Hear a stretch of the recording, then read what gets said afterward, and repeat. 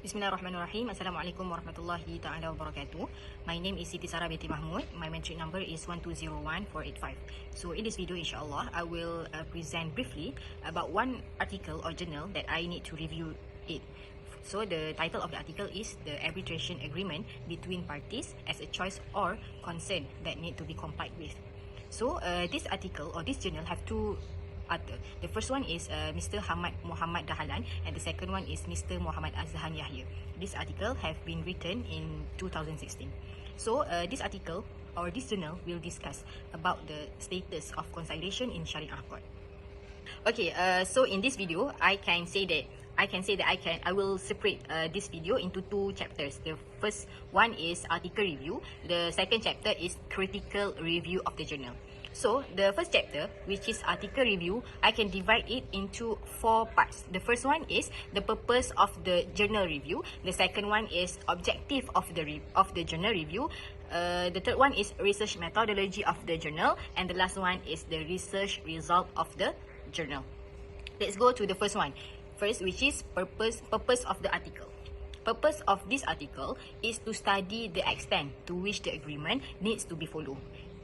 Basically, we can say that both writers write this article to restudy or re-examine the extent to which the agreement that has been agreed need to be followed. Both writers also want to discuss deeply or specifically the relevance of the suluh process itself in the Sharia court to Muslim. Both writers also think that there is a need someone that can interfere or need some intervention from the specific authorities to make sure that the agreement that have been agreed in the suluh process need to be followed and cannot withdraw easily by the both parties. Next, both writers also believe that to avoid this issue, which is withdraw the agreement, is one of the way is to avoid any delay in any claim that will lead to other problems. Next, let's go to the objective of the article review. Objective of the article review is to review, to identifying and suggestion about the effectiveness of suluh. So, I think I can separate this objective into three parts. The first one is to review the implementation of the mutual consent agreement between the disputing parties. The second one is identifying the weakness in the suluh process. The third one is to suggest any method that's suitable to deal with this problem, which is withdraw the agreement between both parties. So next, let's go to the research methodology, which is research methodology that have been chosen in this article is a qualitative study that related to law. The reason why both writers choose qualitative study instead of quantitative study, because both writers want to study more deeply, more specifically about how far actually the effectiveness of the process suluh in Sharia court to Muslim. The last one in article review is the research result. The research result is create a special provision and specialized meaning of willingness. So, the willingness that offered during the process should be appreciated by other parties and do not act with action that will be troublesome to one of the parties if one of the parties withdraw the agreement. We done with the first chapter in this video presentation. Now, let's move on to the second chapter in this video presentation, which is critical review of the journal. So basically, I will divide this critical review of the journal into 5 parts. First, opportunity to withdraw the agreement. Second, no specific provision to bind the agreement. Third, whether the concept of violation or willingness is fulfilled or not. Fourth, considered as a breach of promise if cancelling the agreement. Fifth, lead to criticism from community. Okay, let's move to the first one first, which is opportunity to withdraw the agreement. Shortly, the process suluh itself, once the agreement can be reached during the conciliation process, the suluh officer will prepare a document, or we can call it as a settlement agreement. This settlement agreement need to be signed by both parties before bring this document or settlement agreement to the court in front of the judge to be official the result or the agreement. But this settlement agreement unfortunately doesn't binding both parties at all. So when we say doesn't binding, it will open opportunity by one of the parties to withdraw the agreement because it is not binding and not official from the court or the judge.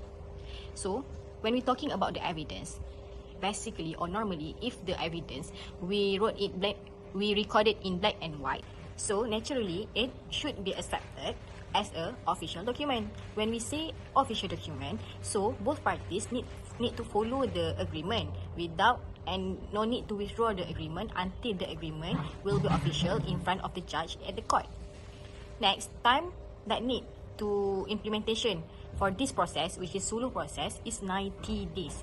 90 days is one number that we can consider as a long time period. So as long as the settlement agreement still not official in the court in front of the judge, so both parties will have the opportunity to withdraw the agreement that will cause trouble to other parties. Second, no specific provision to bind the agreement. All the provision that we know is only related to the implementation only. There is no specific provision that related to the status of the agreement that have been reached during the suluh process itself.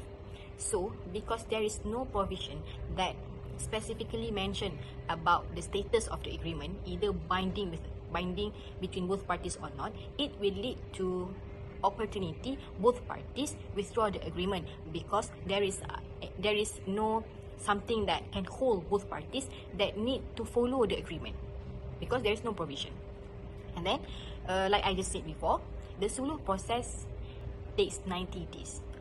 90 days is a period we can consider as long enough period to encourage the disputing parties or both parties to change the decision before it is confirmed in front of the judge at the court.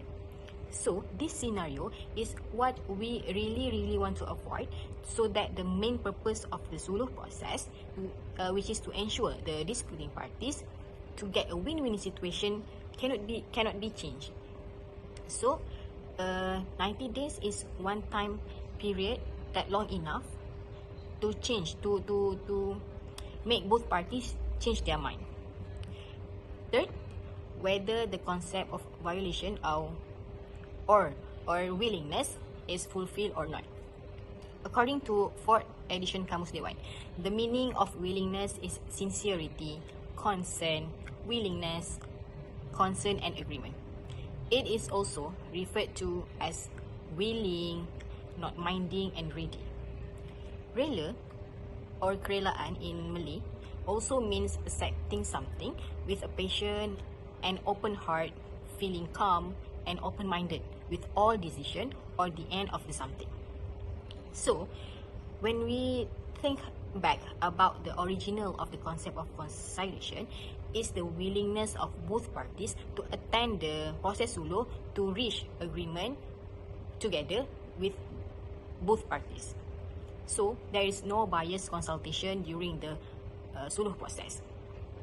So, if there is a withdrawal of the agreement that has been agreed by disputing parties, automatically there will be injustice to other parties, because at the first place, both parties come to the suluh process willingly, or willingness to come to the suluh process and reach the agreement together in win-win situation. Both parties agrees. But then, if one of the parties cancel the agreement, it will lead to injustice to the one of the parties.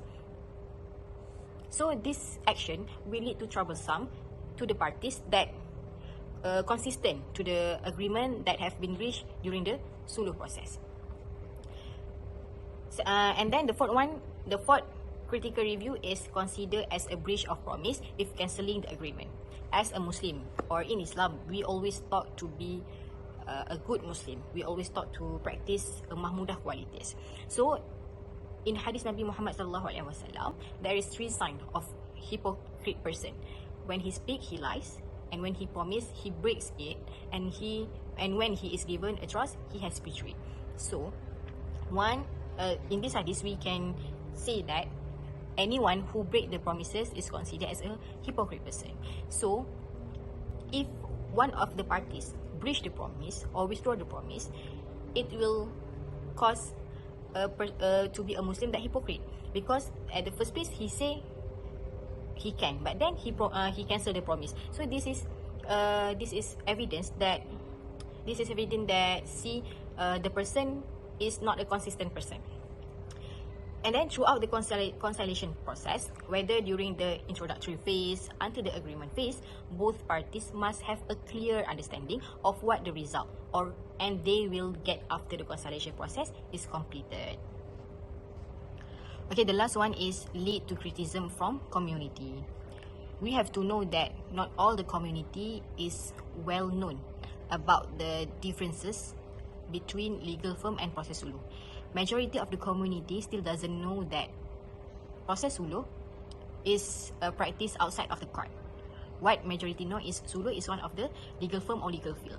So it is important for us to protect continuity of this hulu from being criticized from the community, so that we can continue to use it as the main way to resolve dispute between disputing parties in accordance with the words of Allah Subhanahu wa Ta'ala.